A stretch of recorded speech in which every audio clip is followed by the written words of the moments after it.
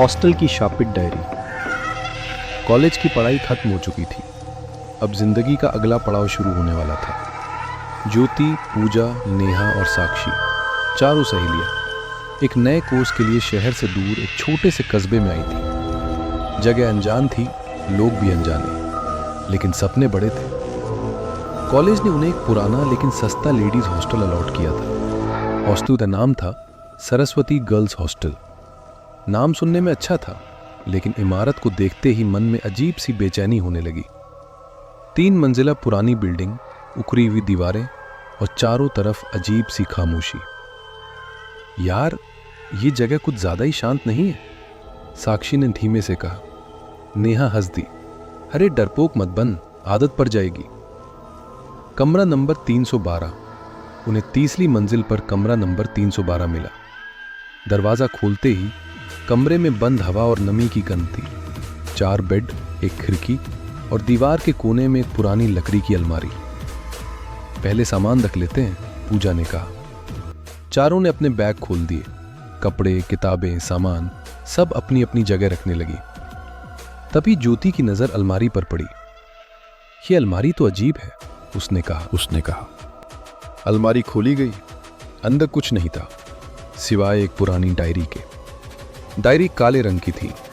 उस पर कुछ लिखा था, लेकिन धूल और समय ने अक्षरों को लगभग मिटा दिया था। शायद किसी की पुरानी डायरी होगी, पूजा ने कहा। ज्योति ने डायरी उठाई, उसे पलटा, लेकिन तुरंत बंद कर दी। बाद में देखेंगे, कहकर उसने डायरी बगल की मेज पर रख दी। शाम का सन्नाटा शाम होते होते हॉस्टल में लड़कियों की आवाजें गूंजने लगी। नेहा और साक्षी अपनी दोस्त के कमरे में चली गई। कमरा नंबर 312 में अब सिर्फ ज्योति और पूजा थी। बाहर अंधेरा फैलने लगा था। हॉस्टल की लाइटें पीली और कमजोर थीं।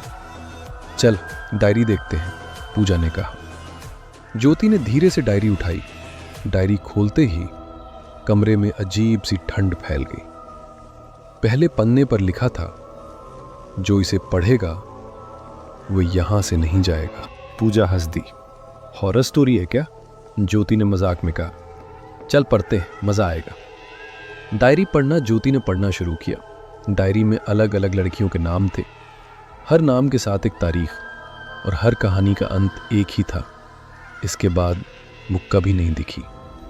पूजा का चेहरा गंभीर हो गया। ज्योति, बंद करना। लेकिन ज्योति की आंखें डायरी से हट ही नहीं पा रही थी। पन्ने अपने आप पलटने लगे। अचानक एक नाम उभरा, ज्योति। पूजा की सांस अटक गई। ये हमारा नाम कैसे? कमरे की लाइट झपकने लगी। खिड़की के बाहर किसी के चलने की आवाज। पहली घटना डायरी में अब लिखा था, रात 9:17 वो लड़की अकेली थी। घड़ी देखी गई, 9:17 PM। अचानक अलमारी का दरवाजा अपने आप खुल गया। अंदर सिर्फ अंधेरा था। ज्योति उठ खड़ी हुई। कौन है वहां? तभी किसी ने फुसफुसाया, पढ़ते रहो। पूजा ने ज्योति का हाथ पकड़ा। डायरी छोड़ो। लेकिन देर हो चुकी थी।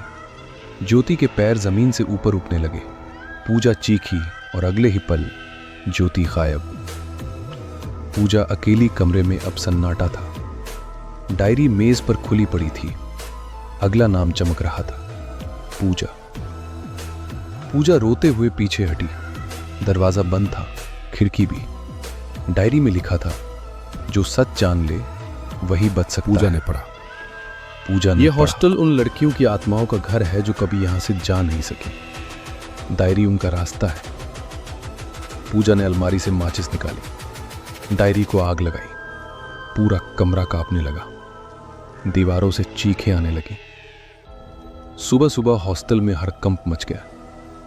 कमरा नंबर 312 खुला था। अंदर न ज्योति थी न पूजा। नेहा और साक्षी रोती रही। पुलिस आई, जांच हुई, लेकिन कोई सुराग नहीं मिला। आज भी उस हॉस्टल में सवाल उठता है, 4 में से 2 लड़कियां कहां गई?